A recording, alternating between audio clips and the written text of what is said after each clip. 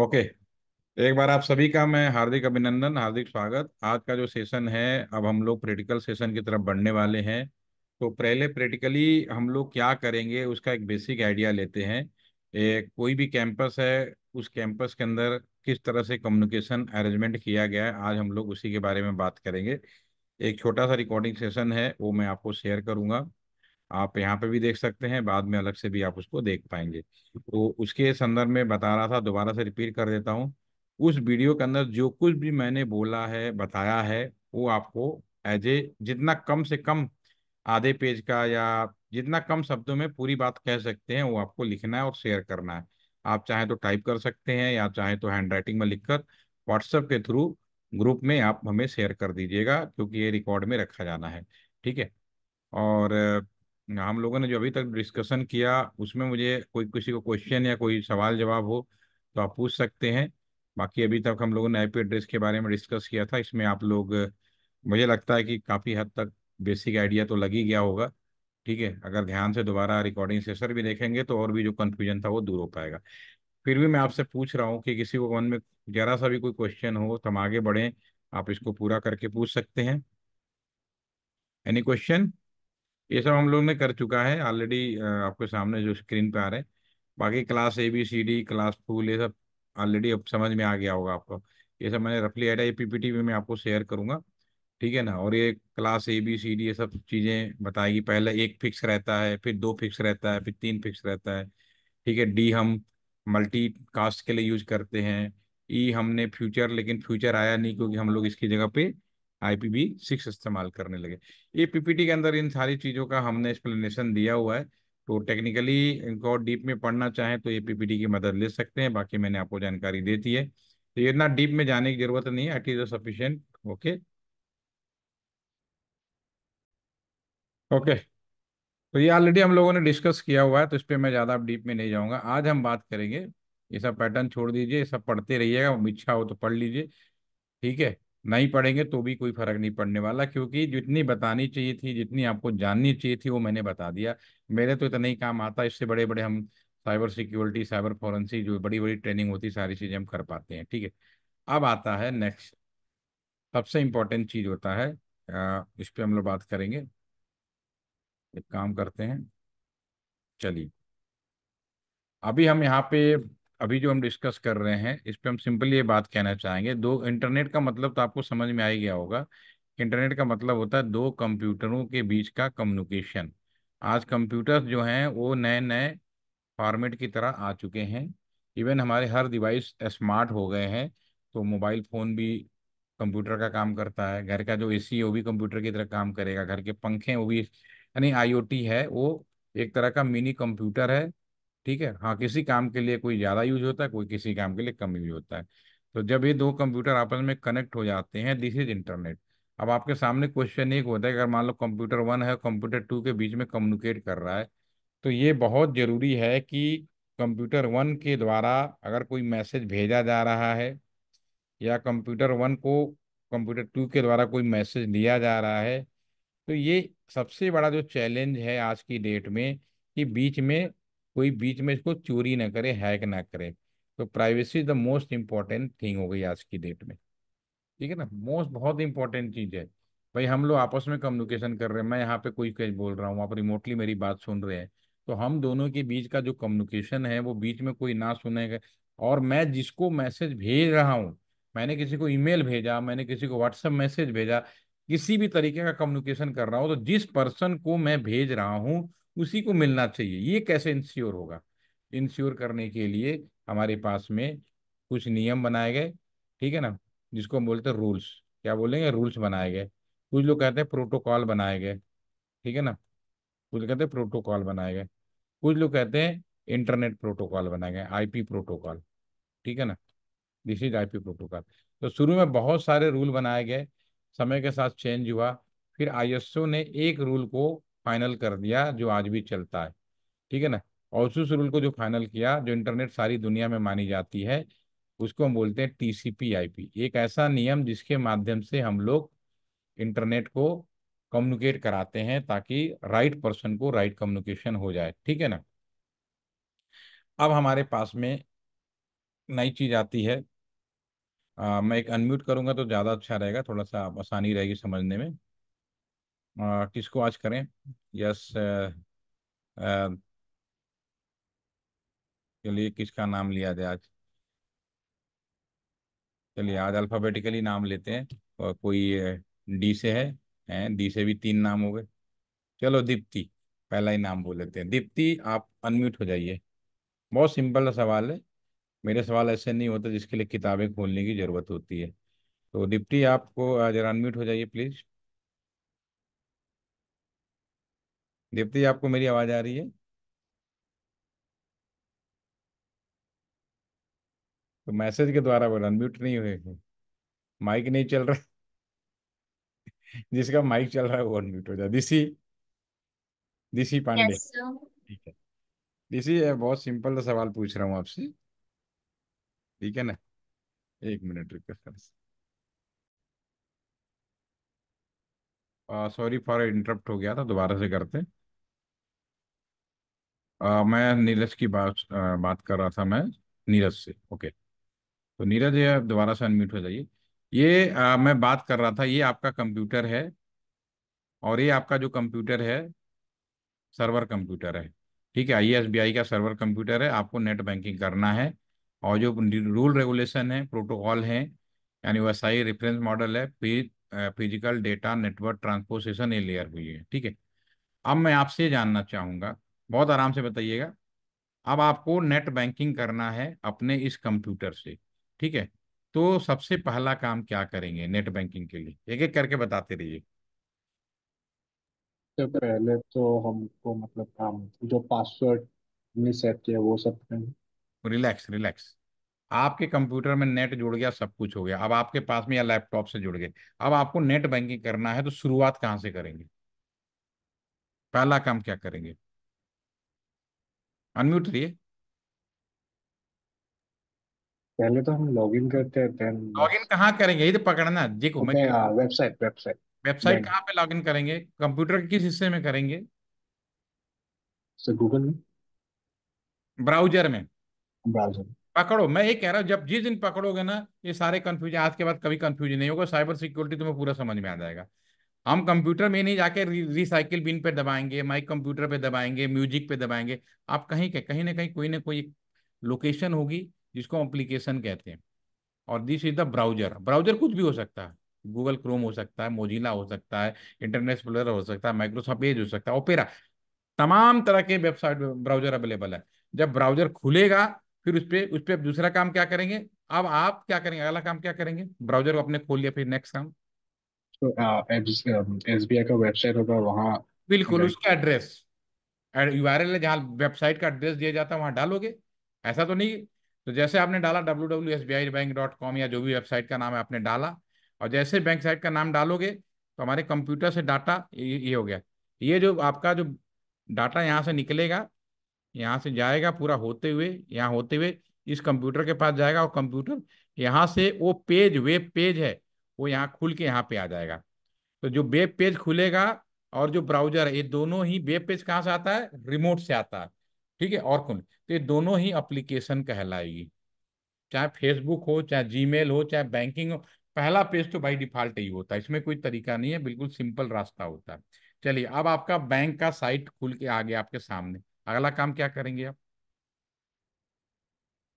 फिर login. Log in करेंगे।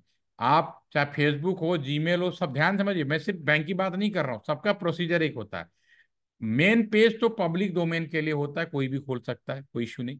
लेकिन जो नेक्स्ट है, अगला आपको इंटरनली अपने बारे में और जानना है, तो आपको यूजर नेम पासवर्ड होगा, ताला चाबी। तो जो नेक्स्ट स्टाइल है आपका presentation. This is also part of the application, but this is known as presentation. इसमें सभी के ताला चाबी अलग होगा। नीरज आपका अलग होगा, मेरा अलग होगा, डीसी का अलग होगा, महक का अलग होगा, खुशी का अलग होगा, सबका अलग होगा। सब अपने अपने डालेंगे ताला चाबी। और जब ताला चाबी जाएगा, तो फिर वो पेज खुल के आएगा। जिसका जैसा अकाउंट, जो सुविधाएं, वो स्क्रीन पे आ जाएगा। किसी के अकाउंट में लाखों होंगे, किसी करोड़ों होंगे, किसी अकाउंट में पैसे नहीं होंगे।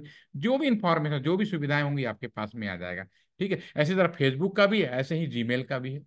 कोई डाउट नहीं, सब बिल्कुल सेम चल रहा है। फिर उसके बाद अगर ज्यादा देर तक आप नेट बैंकिंग ना करें नीरज, तो क्या होगा? सर वो पासवर्ड चेंज करने सेशन का। एक्सपायर। हाँ, लॉगिन सेशन है। Session expire. लेकिन आप मुझे बताएं, क्या फेसबुक जीमेल में लॉगिन एक्सपायर होता है? नहीं सर। आपने तभी बोला सभी ने सिक्योर है, सिक्योरिटी क्यों आपने बोला, वो भी हम बात करेंगे।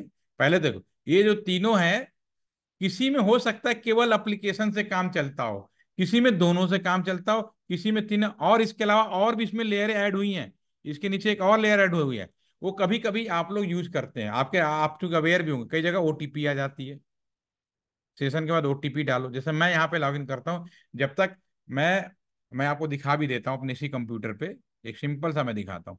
ठीक है, मेरे कंप्यूटर में जो हमारे इंटरनली जो अकाउंट का जो सारी चीजें चलती हैं बीएसएनएल की, अगर मैं उसके बारे में बात करूँ,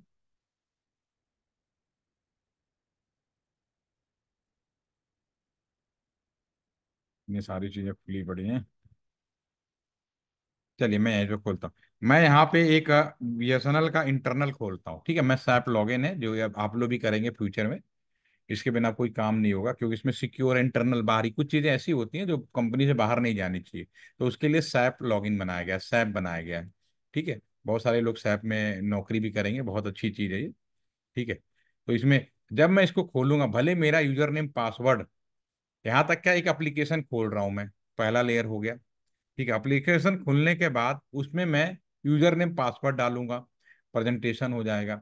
ठीक है, और ज़्यादा देर तक मैं डालने के बाद में अगर मैं इसका इस्तेमाल नहीं करूँ तो सेशन एक्सपायर हो जाएगा। लेकिन बीच में मैंने एक लेयर और भी डाल दी, हो सकता है कि मेरा यूजर नेम पासवर्ड किसी को पता चल जाए।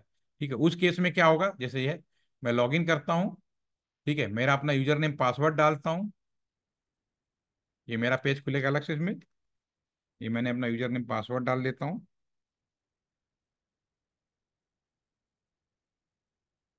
गलत डाल देंगे तो लॉक भी हो जाता है ये।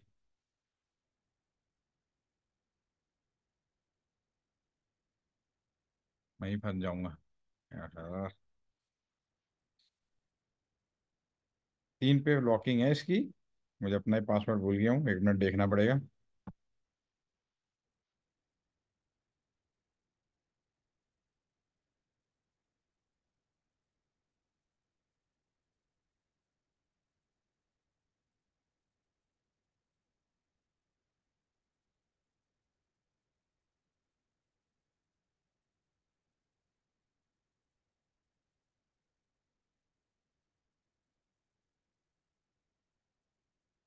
ठीक है,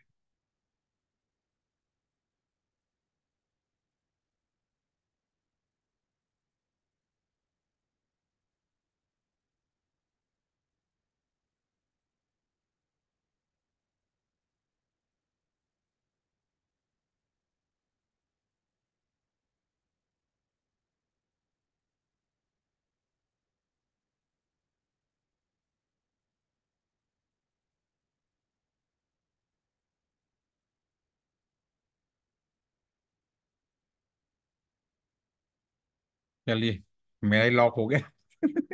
चलिए कोई नहीं, अब इसको कल दिखाएंगे, आप छोड़ दीजिए इसको। चलिए आते हैं वापस। ठीक है, चलिए कोई बात। इसमें क्या है, एक ओटीपी जो है वो अलग से, इसमें भी लेयर में आपको बुक्स में नहीं मिलेगा, वो अलग से ऐड किया गया है। तो ये जो अभी जो शुरू के जो 3 हैं, इन्हें बोलते हैं user support layer. User support layer होता है प्योरली सॉफ्टवेयर बेस्ड, और यहाँ पे पूरा का पूरा जो यूजर है कंप्लीट सॉफ्टवेयर मैनर में सारे काम कर रहा होता है। आप हैं चाहे मैं हूँ, सॉफ्टवेयर मतलब कोई चीज फिजिकल नहीं है। लिंक क्लिक करेगा, वेब ब्राउजर पे डालेगा, वेब से पेज खुलेगा, तो उसके बाद अपने सारी चीजें वो सॉफ्टवेयर मैनर में करेगा। ठीक है, यहाँ तक हो गया। उसके बाद जो नेक्स्ट जो चीज होती है, अब डाटा कैसे निकलेगा। अब डाटा कैसे निकल, आप देख रहे हैं यहाँ से निकलता है, यहाँ पे डाटा यहाँ से कंप्यूटर से, वाईफाई से या लैन केबल से, ये फिजिकल लेयर है, दिस इज द लेयर 1। अब यहाँ से निकल कर डाटा कहाँ कलेक्ट होते हैं, स्विच में कलेक्ट होते हैं, this is the data link layer.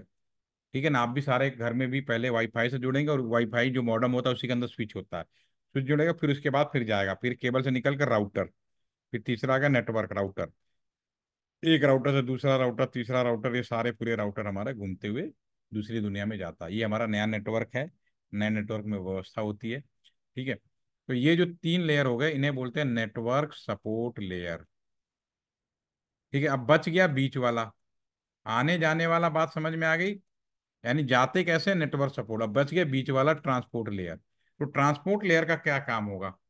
Transport layer का काम होगा कि मैं अगर आपको ईमेल भेजा है, तो मेरा ईमेल आप कहाँ पे चेक करेंगे? अपने ईमेल बॉक्स में चेक करेंगे। लॉजिक सी बात है, ऐसा तो नहीं कि मैंने ईमेल भेजा, आप फोन का हैंडसेट उठा के कान में लगा देंगे, ऐसा नहीं होगा।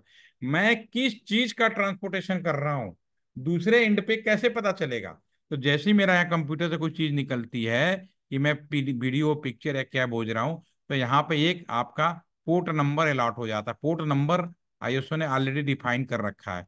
अगर वेब पेज खोल रहे हो तो वेब पेज का पोर्ट होता है 80। ठीक है, 21 एफटीपी का पोर्ट होता है, साउंड का पोर्ट 2000 होता है, पीडीएफ का पोर्ट होता है 447 होता है। तो इस तरह से उसने कई हजार पोर्ट डिफाइन कर दिए हैं। तो जैसे यहाँ से निकलता है, दूसरे एंड पे जाता है, तुरंत वाला इधर वाला कंप्यूटर उस पोर्ट के नंबर से पहचान कर लेता है कि वो किस चीज का ट्रांसपोर्टेशन चाहता है। जैसे मैं यहाँ पे हूँ, मेरा वीडियो है, इसका पोर्ट अलग होगा, मेरा फोटो देख रहे हैं उसका पोर्ट अलग होगा, मेरा साउंड है उसका पोर्ट अलग होगा। दूसरे एंड पर जाकर सारे चीज इनकोड होती है। अगर ये, और इनको सिंक्रोनाइजेशन बहुत जरूरी है, अगर सिंक्रोनाइजेशन नहीं होगा तो पता चलेगा मेरा वीडियो अलग सुनाई दे रहा है, मैच नहीं होगा। और जिनका मैच हो रहा होगा, बिल्कुल मेरा वीडियो ऑडियो सब बिल्कुल एग्जैक्ट मैच करेगा।